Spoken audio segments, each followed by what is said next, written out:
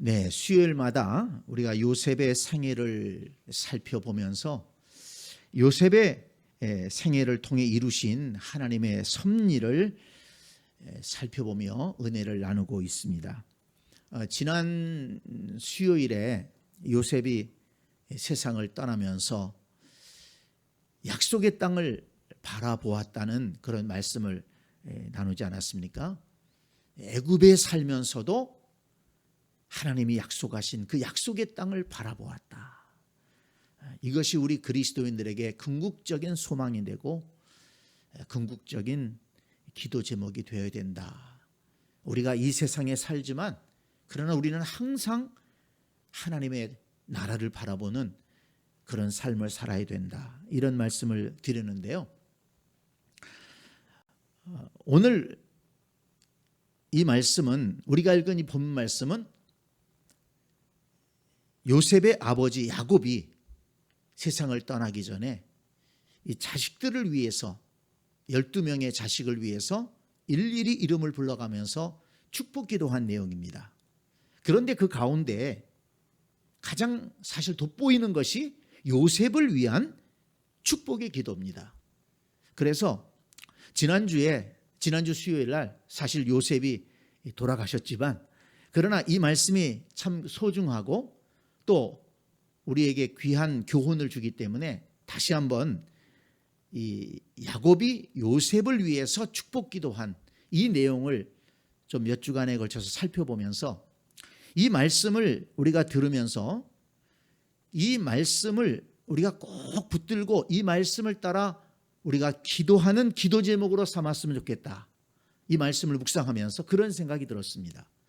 우리가 신앙생활하면서 우리와 우리 자손들을 위해서 우리는 기도해야 되는데, 우리가 우리와 우리 자손들을 위해서 축복 기도하는 것이 참 소중하다 하는 생각입니다. 여러분, 우리가 우리 자신을 축복해야 되지 않습니까? 하나님, 나의 삶 속에 은혜와 복을 허락해 주옵소서. 여러분, 그게 잘못된 기도 제목인가요? 아닙니다. 하나님의 은혜와 복을 필요한 것이 바로 나입니다. 그러니까 나를 위해서 축복 기도해야 될 필요가 있죠. 그리고 또 우리 자손들을 위해서 축복 기도해야 됩니다. 그리고 또 더 나아가서는 우리 교회 성도들을 위해서, 우리 같이 신앙생활하는 성도들을 위해서 축복 기도해야 되는데, 이렇게 우리와 우리 자손들을 위해서 축복 기도할 때 어떻게 기도하면 좋을까? 그런데 이 야곱이 요셉을 위해서 축복한 이 기도의 제목, 기도 내용이 정말 우리에게 하나의 모델이 된다는 것입니다. 그래서 이 말씀을 여러분 잘 기억하시고 절대로 듣고 잊어버리지 말고 이 말씀을 외우다시피 꼭 기억하고 우리와 우리 자손들을 위해서 축복 기도할 때 여러분 이 말씀대로 기도해 보시기 바랍니다. 이 말씀을 그대로 읽어도 좋겠어요. 그대로 적어놓고 이 말씀을 읽어가면서 하나님의 말씀대로 우리와 우리 자손들에게 복 주시기를 원합니다. 그렇게 기도하면 좋겠다라는 생각이 듭니다. 오늘 본문 말씀 22절을 먼저 보시기 바랍니다. 자, 22절을 우리 같이 읽겠습니다. 시작. 요셉은 무성한 가지 곧 샘 곁에 무성한 가지라. 그 가지가 담을 넘었도다. 아멘. 22절부터 24절까지는 이 야곱이 아들 요셉이 살아온 인생, 그의 삶을 생각하면서 그의 삶을 평가하면서 이렇게 하나님 앞에 고백한 내용입니다. 그런데 그 내용이 얼마나 복된 내용인지 모릅니다. 한 번 더 읽어봅니다. 시작. 요셉은 무성한 가지 곧 샘 곁에 무성한 가지라. 그 가지가 담을 넘었도다. 아멘. 여러분, 이 말씀이 우리와 우리 자손을 위한 축복 기도의 제목이 될 수 있기를 바랍니다.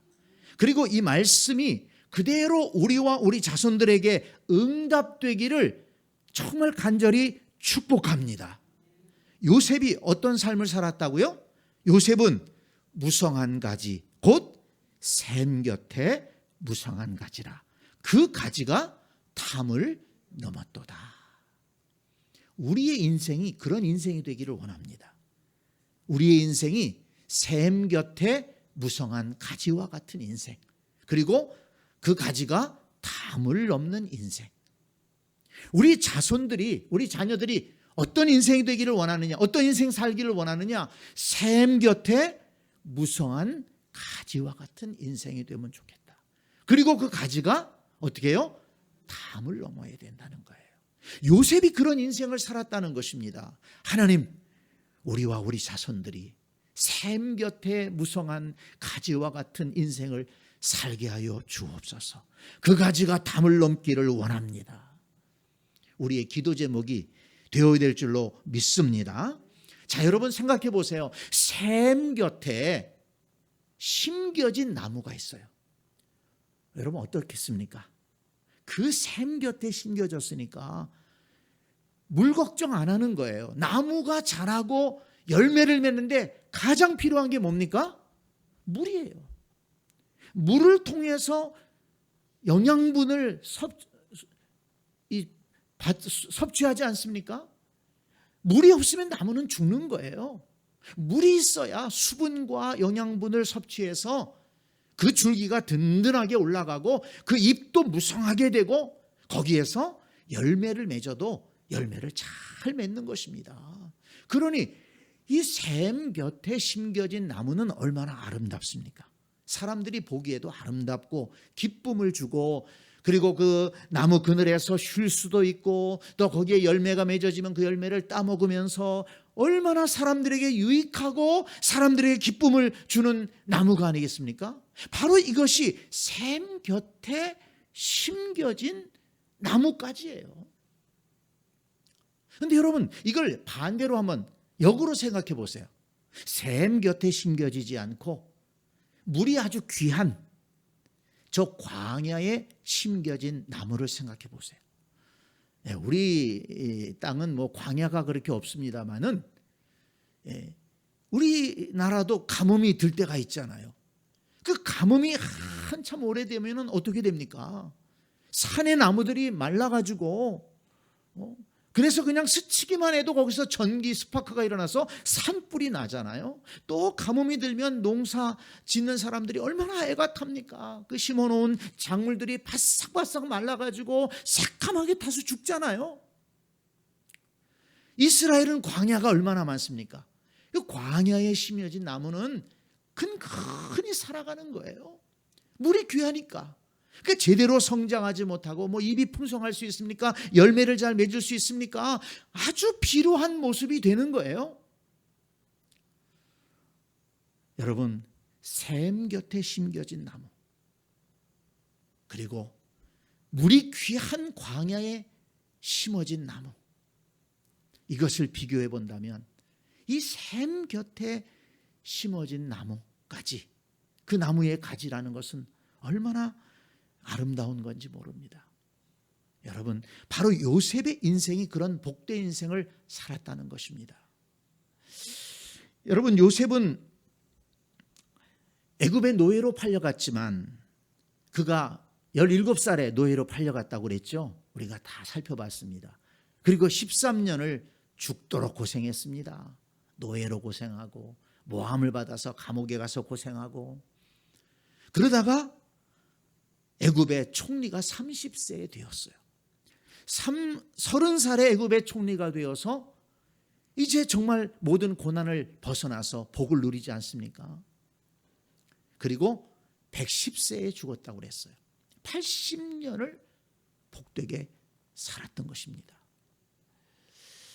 어떻게 그렇게 참 애굽의 노예로 팔려갔음에도 불구하고 그렇게 모함을 받아서 감옥 속에 갇혀서 내일이 없는 그런 절망적인 상황 속에 빠져 있다가 그렇게 애굽의 총리라고 하는 높은 자리까지 올라가서 부와 명예와 권력을 가지고 그렇게 복되게 살아갈 수 있었을까? 복된 가정을 이루고 자녀들을 낳고 그 자녀들이 또 나중에 이스라엘의 12지파 가운데 들어가잖아요. 그렇게 복된 삶을 살 수 있었을까? 요셉이 셈 곁에 있었다는 것입니다. 요셉 곁에는 마르지 않는 셈이 있었다는 거예요. 그 셈이 뭘까요? 우리가 지금까지 공부했었습니다. 자, 한번 복습하는 의미에서 창세기 39장으로 한번 가서 볼까요? 창세기 39장을 찾아보겠습니다.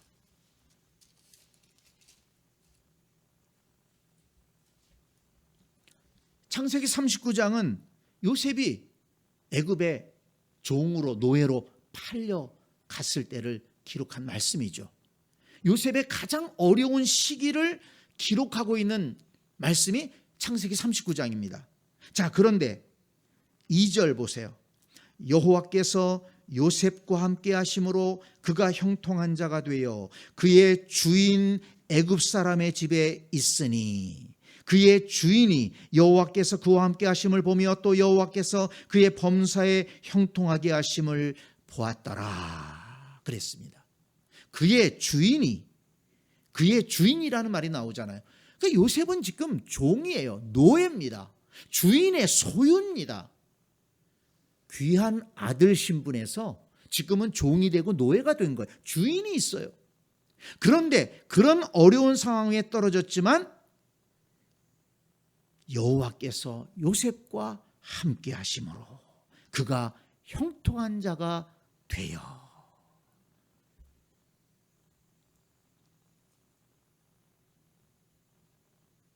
21절 말씀, 여호와께서 요셉과 함께 하시고, 이 말씀은 요셉이 더 어려워졌어요.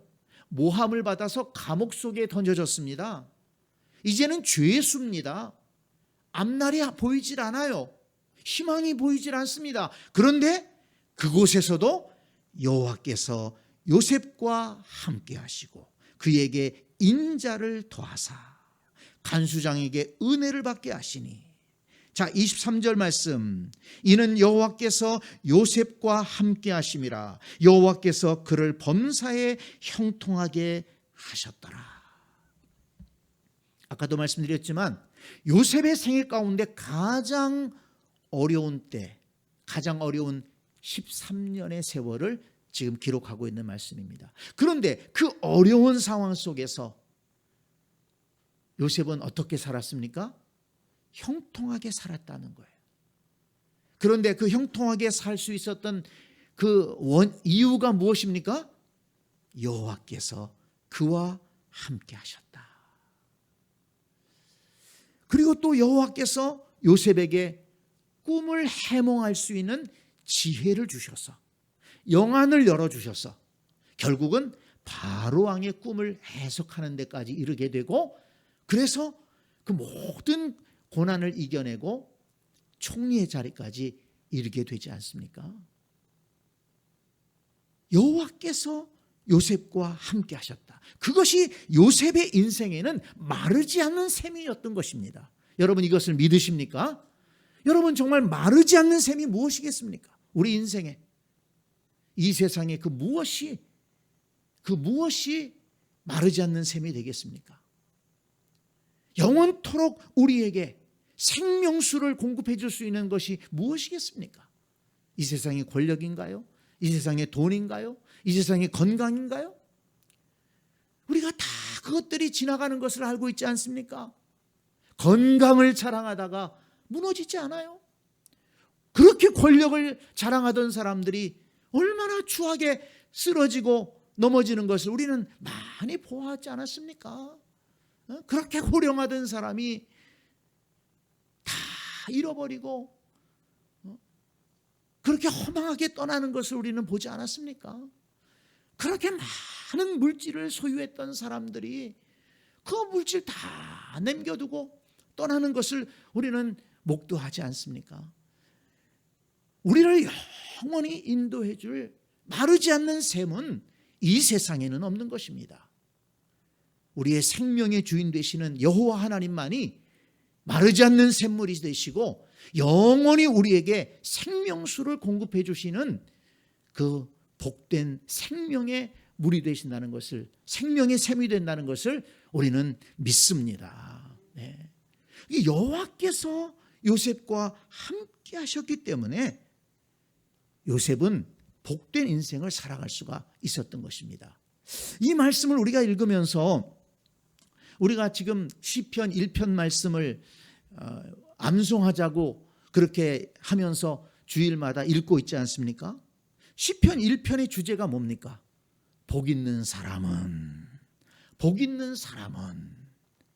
그러면서 3절에, 시편 1편 3절에 그는 시냇가에 심은 나무가 철을 따라 열매를 맺으며 그 잎사귀가 마르지 아니함 같으니 그가 하는 모든 일이 다 형통하리로다.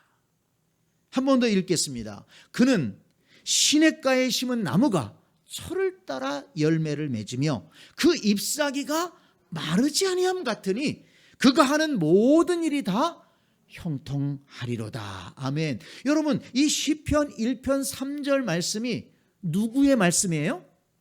요셉의 말씀이에요. 요셉과 그대로 이어지게 됩니다. 지금 창세기 49장 22절에서 야곱이 요셉을 평가한 그 말씀과 똑같이 일치해요. 복 있는 사람의 삶을 그대로 요셉이 살았다는 것입니다.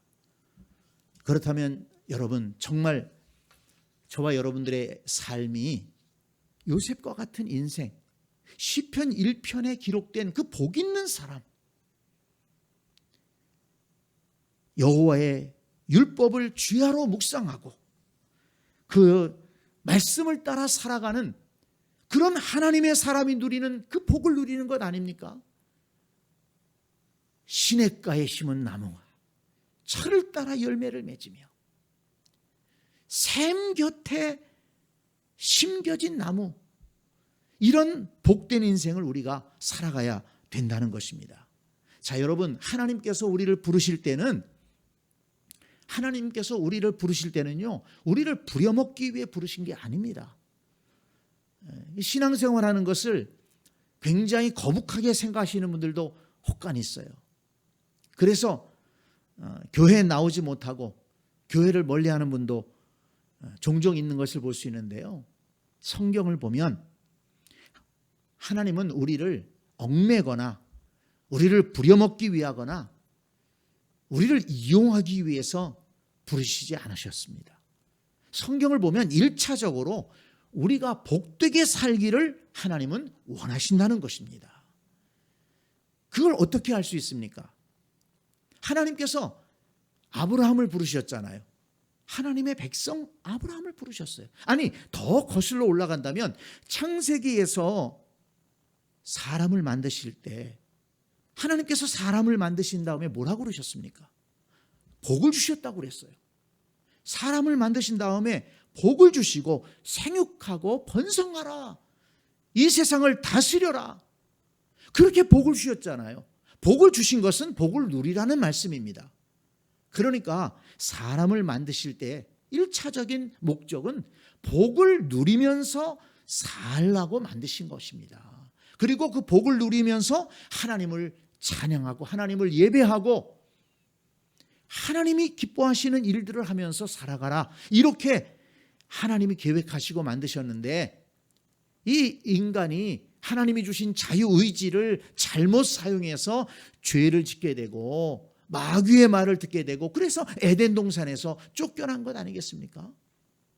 오늘 우리 시대도 마찬가지예요. 하나님의 말씀을 따라 살아가고 하나님의 뜻을 따라 살아가게 되면 복된 인생을 살아갈 수가 있는데, 이 못된 자아가 하나님의 말씀을 거부하는 거예요. 마귀의 말을 따라갑니다. 세상을 따라갑니다. 그래서 에덴 동산에서 쫓겨나는 거예요. 하나님이 우리에게 허락하신 에덴 동산에서 쫓겨나는 거예요. 그 에덴 동산에서 쫓겨나는 것을 보면 다 거기에 죄가 관련이 있다는 것을 알 수가 있습니다.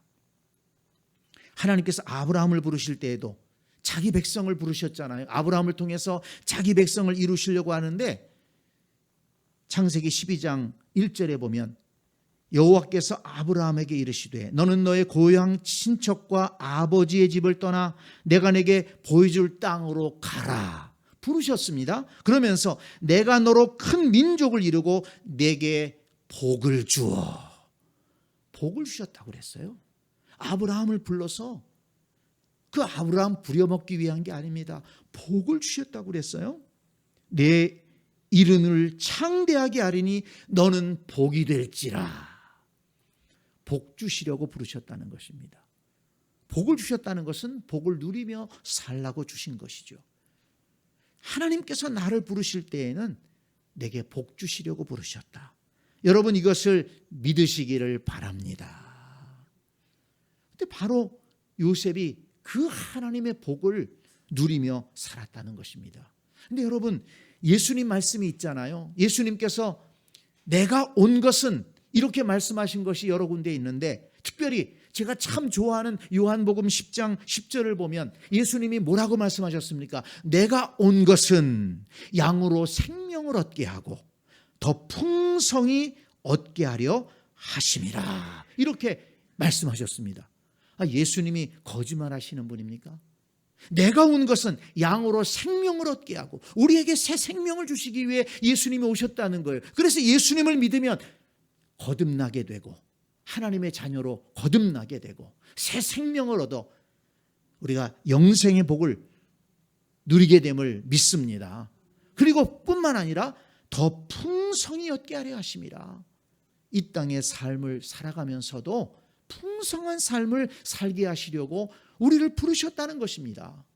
그래서 우리에게 복 주시기 위해서 부르신 그 하나님, 영원히 마르지 않는 샘물 되시는 그 하나님, 우리에게 생명을 주시고 더 풍성한 삶을 살게 하시는 그 예수 그리스도를 붙들고 살아가게 되면, 그 옆에서 살아가게 되면 우리는 그 은혜를 누리게 된다는 것을 믿으시기 바랍니다. 우리는 그 은혜를 믿습니다. 그래서 요셉은 샘 곁에 가진 거예요. 샘 곁에 가지. 샘 곁에 무성한 가지.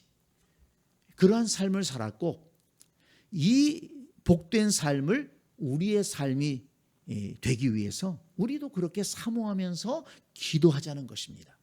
우리와 우리 자손들을 위해 기도할 때 하나님, 우리도 요셉처럼 샘 곁에 무성한 가지의 삶이 되게 하여 주옵소서.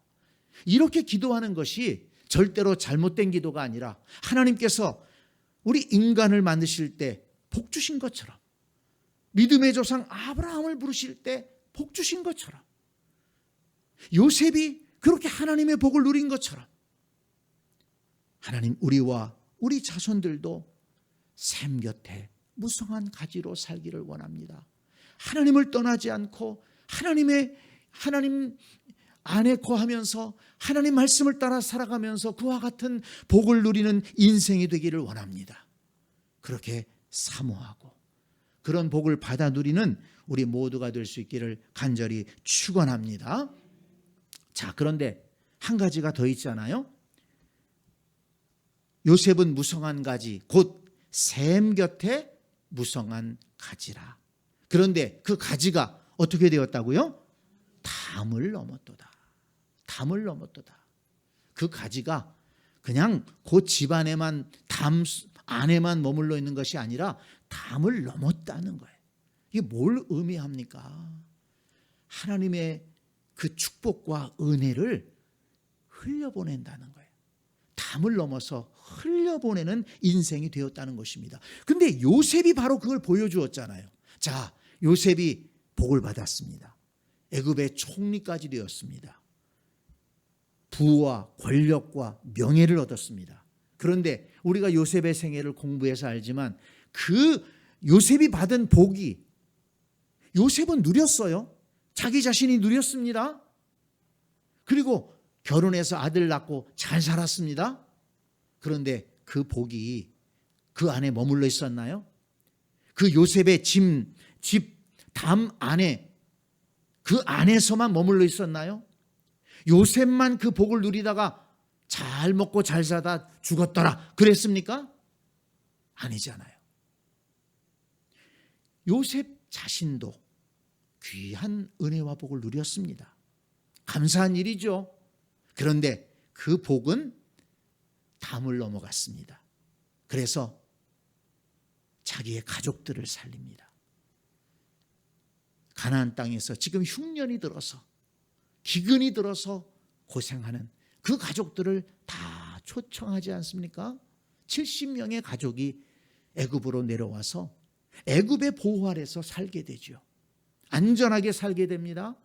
또 먹을 것 걱정하지 않고 살게 됩니다. 가족들의 생명을 살립니다. 요셉이 받은 은혜가 가족으로 흘러갔어요. 가족들에게 흘러갔습니다. 그 가족들은 아시잖아요. 그 요셉의 형들은 요셉을 미워하고 요셉을 시기하고 그래서 요셉에게 사실은 악을 행했던 그런 형제들이었습니다. 그런데 그런 형제들에게까지 요셉이 받은 복이 흘러갔어요. 얼마나 귀한 복입니까? 여러분, 이런 은혜가 우리에게도 있어야 될 줄 믿습니다. 우리를 통해서 우리도 복된 삶을 살아가지만 우리를 통해서 그 은혜가 담을 넘어 흘러가서 우리 가족들에게, 부모에게, 형제들에게까지 이렇게 흘러갈 수 있다면 얼마나 아름다운 일이겠습니까? 저는요, 이렇게 성경을 읽고 말씀을 생각하면서 우리 그리스도인들은 무엇보다도 가족을 책임지는 존재가 되어야 된다. 그렇게 생각합니다. 여러분 동의하시죠? 네. 가족을 돌보지 않고 다른 데 나가서 큰 소리 치는 사람, 그거 하나도 부러워할 것도 없고 그거 잘난 거 아닙니다. 가족을 외면하면서 나가서는 뭐 돈 쓰고 나가서는 인심 쓰고 나가서는 뭐 자기 즐기는데, 여러분 그거는 절대 성경적인 삶이 아닙니다. 하나님을 경외하는 사람은, 하나님의 복을 누리는 사람은 자기 가정을 돌보는 사람이에요. 부모에게 효도하고 또 가정이 잘 든든하게 설 수 있도록 애쓰고 기도하고 가정을 보살피고, 또 여력이 있다면 형제들을 돌보고, 그렇게 가정을 잘 돌볼 수 있어야 된다는 거예요. 그래서 항상 하나님 나에게 은혜와 복을 주셔서 그 은혜와 복을 가족들에게 흘려보내게 하여 주옵소서. 이것이 단순히 어떤 물질적인 것뿐만이 아닙니다. 영적인 영향력도 포함하는 것입니다. 내가 하나님의 은혜의 충만함으로 인해서 그 충만한 은혜가 우리 가족들에게 흘러가고, 그래서 주 예수를 믿으라 너와 네 집이 구원을 받으리라.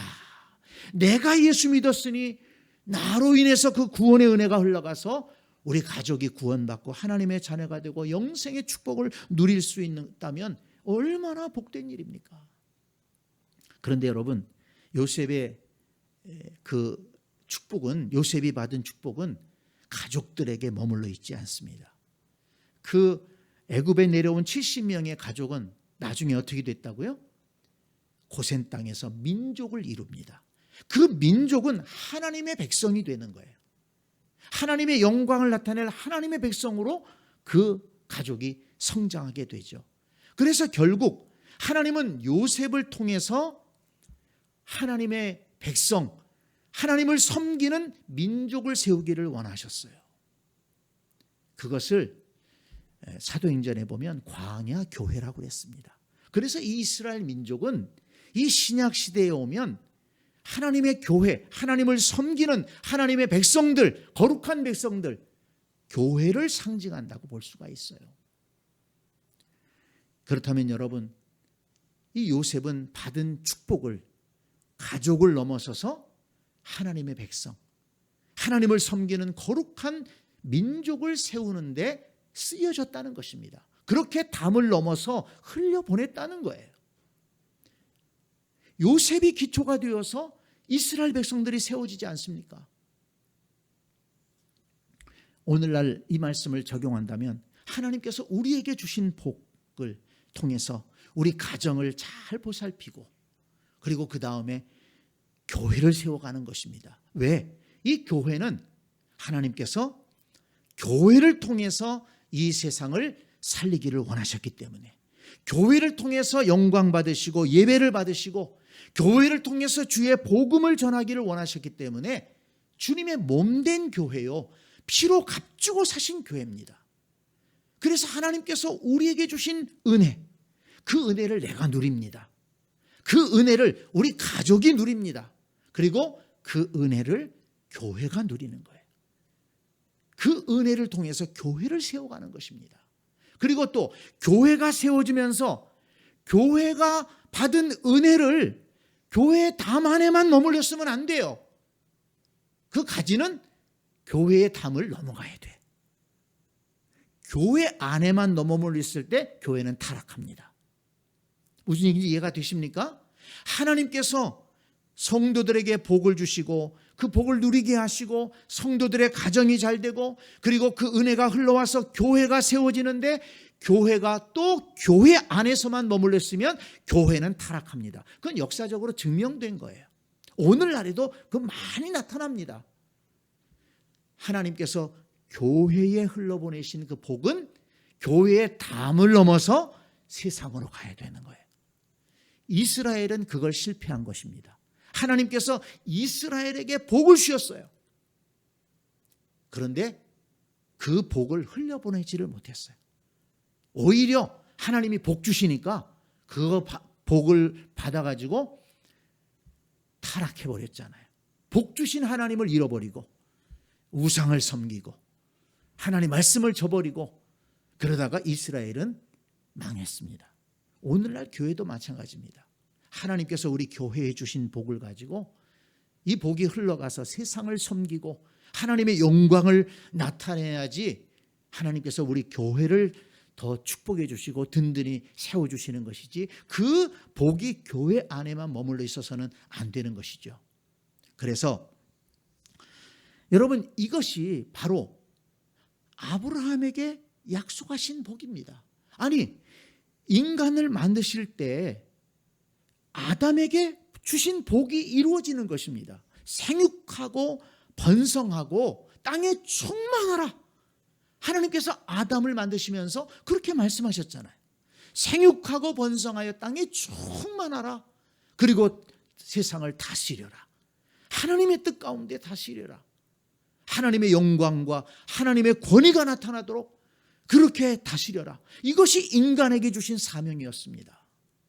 아브라함에게 어떤 말씀을 주셨나요? 아브라함에게 복을 주시면서 그 다음에 창세기 12장 3절을 보면 이렇게 말씀하시잖아요. 너를 축복하는 자에게는 내가 복을 내리고 너를 저주하는 자에게는 내가 저주하리니 땅의 모든 족속이 너로 말미암아 복을 얻을 것이니라 하신지라. 하나님이 아브라함에게 복을 주셨어요. 근데 그 복은 아브라함 안에만 머물러 있는 게 아니에요. 아브라함 그 담 안에만 머물러 있으면 안 됩니다. 너로 인해서 모든 족속이 복을 얻을 것이다. 그게 아브라함을 통해서 이루시기를 원하시는 하나님의 뜻이었습니다.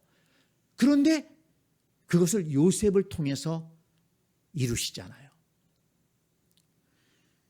하나님은 요셉을 통해서 민족을 이루게 하시고 그 민족이 하나님의 영광을 나타내기를 원하셨다는 것입니다. 그래서 예수님이 승천하시기 전에 제자들에게, 그 모여든 제자들에게 뭐라고 말씀하셨습니까? 오직 성령이 너에게 임하시면 너희가 권능을 받고, 하나님이 권능의 은혜를 주신다는 거예요. 그러면 어떻게 한다고요?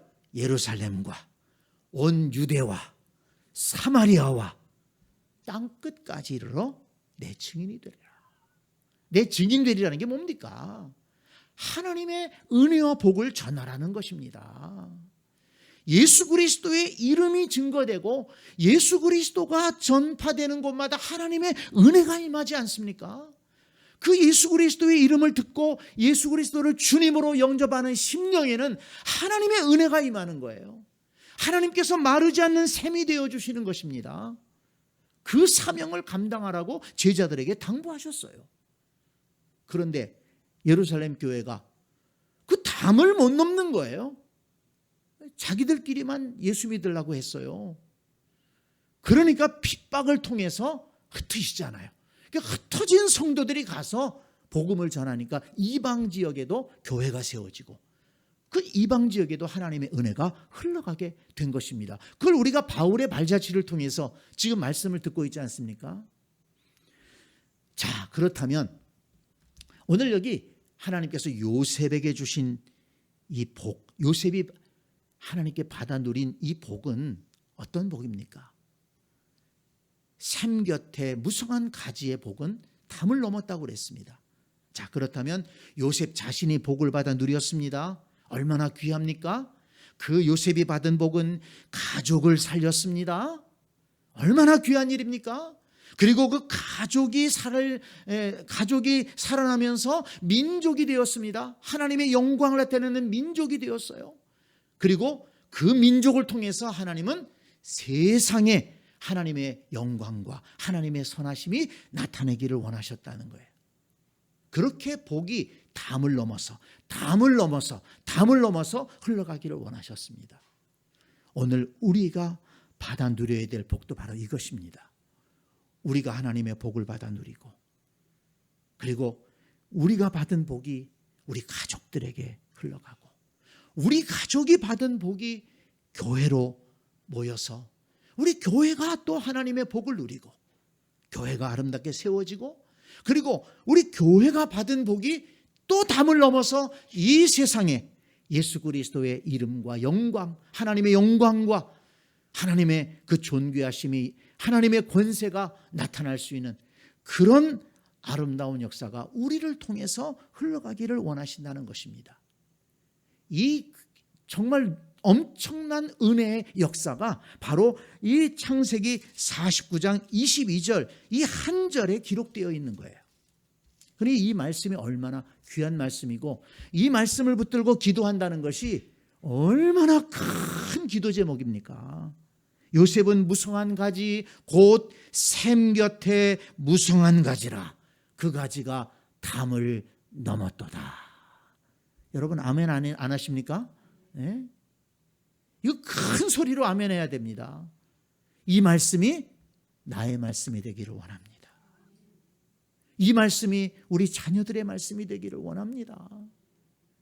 나와 우리 자손들이 무성한 가지 곧 샘 곁에 무성한 가지가 되게 하시고, 그 가지가 담을 넘었도다. 그 가지가 담을 넘기를 원합니다. 자, 말씀을 맺습니다. 우리와 우리 자녀들을 위해 축복 기도해야 됩니다. 그런데 어떻게 기도하라고요? 샘 곁에 무성한 가지가 되게 하여 주옵소서. 샘 곁에 무성한 가지가 되게 하여 주옵소서. 그 샘은 뭐라고요? 마르지 않는 샘.